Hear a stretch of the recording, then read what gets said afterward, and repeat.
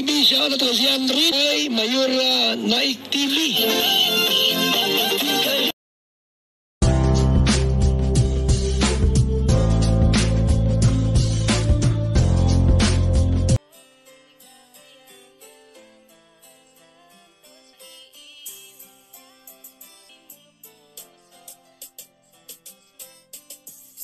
Mapagpalang araw po mga kalingap, ang nagbabalik ang iyong lingkod, Mayora Naik Channel.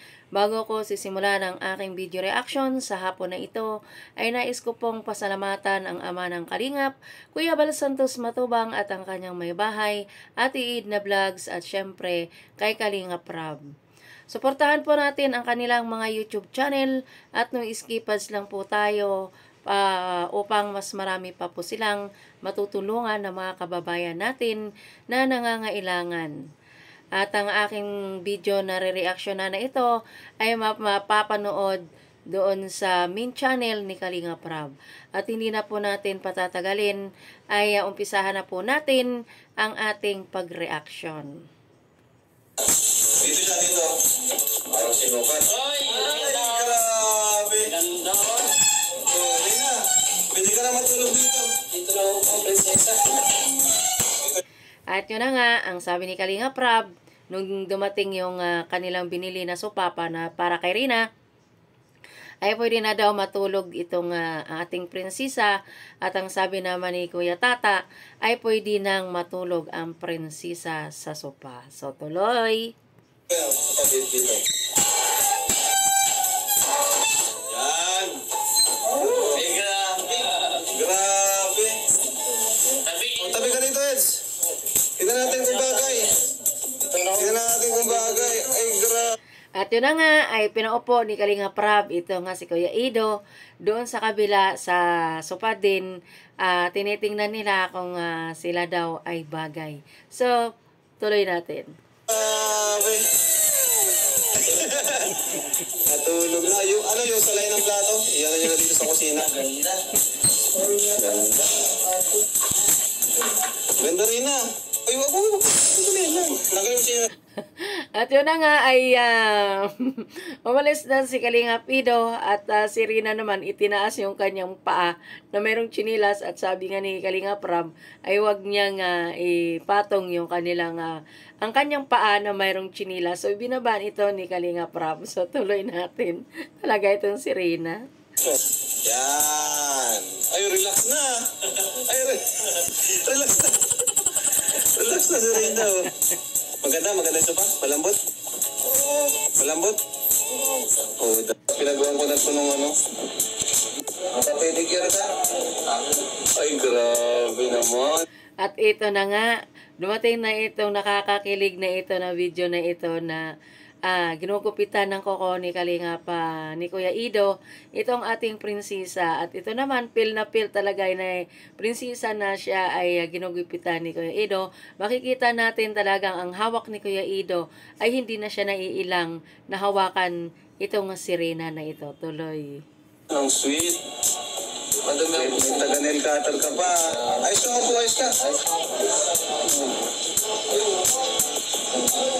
Parang palagi kang nasa dumihan na. Grabe ang ano. Ang dumi ang buko? Puro lupa. Lagi ka nasa lupa, no? At yun na nga ay tinatanong ni Kalingap Ido itong si Rina kung lagi daw itong nahawak na sa lupa kasi nga ang kanyang kuko ay napakadumi. Pinababayaan na ni Rina yung kanyang kuko. So ayan, nakita tuloy ni Kalingap Ido. Magkano nga bro? 150 to. Sayang ko yan. May bayad sa Rina. Ay, may bayad din. Bayad. 50.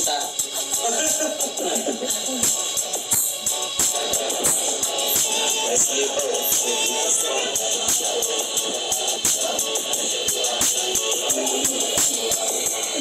At yun na nga, si Kuya Vincent naman nandoon sa pinto ay habang nakatingin dito sa dalawa na ito na ginugupitan ni Kuya Ido, itong si Rina ng kuko, ay kinikilig naman siya doon sa may pintuan.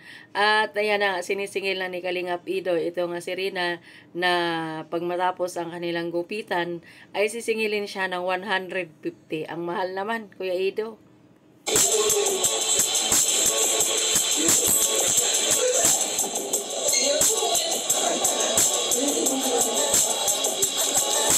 Grabe.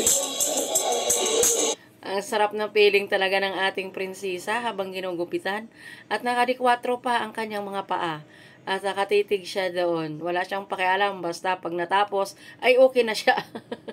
Stress ko talaga dito kay na ano. Yung TV nila mga kalingap.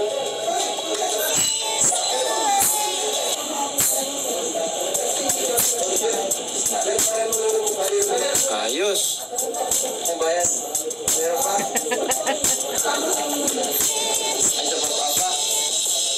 Marunong mong pala. At medyo na-prank nga ni Rina itong si Kuya niyang Ido kasi kinuha niya ang nail cutter at ginupitan yung kanyang kuko sa paa. Sabi na kanina pa Ido ay marunong din pala itong gumupit at siya pa ang nagupit sa kamay. Marunong ko pala mag-cutter. Pero din siya. Ang lambutan ng katawan niya. Hirap yan. Ninigas yan dati. Delikado yan. Ninigas ang niya dati katawan. No? Marunong na siya. Grabe ang pinagbago ni Rina. Grabe ang pinagbago.